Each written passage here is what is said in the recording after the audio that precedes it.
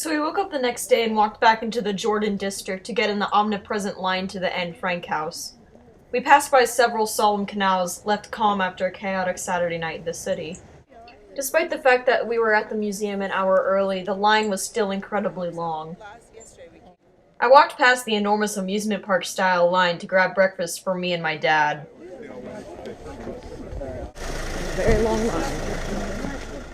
When we stood in line, we made some friends with a Canadian father and son and a woman from Australia. My dad took the camera, and I told them about my project.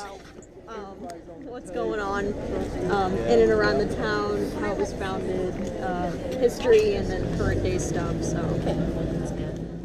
I wasn't allowed to take footage in the museum, but what I saw in there really haunted me. Anne Frank's diary was found by her father, Otto, after the war, and what hurts the most about it is the fact that she died only a month before the war ended. A standout quote to me by her is, "It's a wonder I haven't abandoned all my ideals. They seem so absurd and impractical, yet I cling to them because I still believe, in spite of everything, that people are truly good at heart." The museum was bare and humble in its exhibitions, an atmosphere that felt alive with the creaks of floorboards and dead with the air that hung over each visitor. I was immensely overwhelmed in a desolate surrounding, and that was what made Anne's story so amazing. Her optimism in the face of cruelty.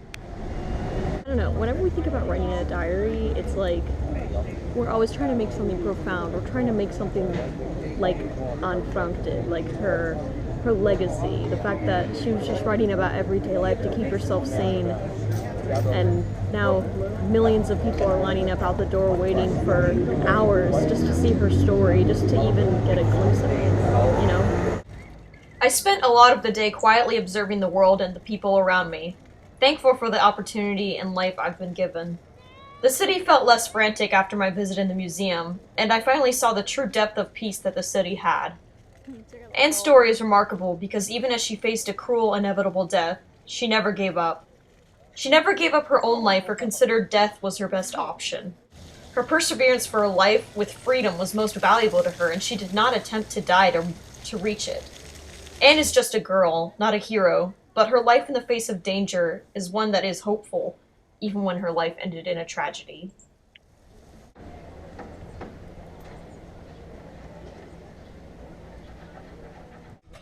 We continued to walk around the city and entered a lot of the back neighborhoods, places where people were looking at Sunday markets and Sunday art shows, places where the life of the city really came out.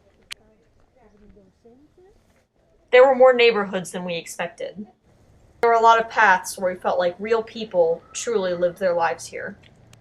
Nearby the Anne Frank house is a monument that commemorates all gays and lesbians who have been persecuted because of their homosexuality. In Dutch, it says, "Such an endless desire for friendship." On a more positive note, we entered the sunny Dom and saw the best jumpsuit ever, and then the best possible thing that could have happened, happened.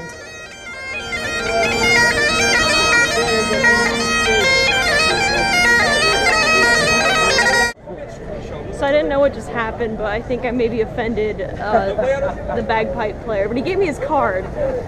If you want to get Steve the bagpipe player, I'm thinking graduation. I don't know. I apologize for the inappropriate gesture that was in the back of my video. So listen to these bell chimes.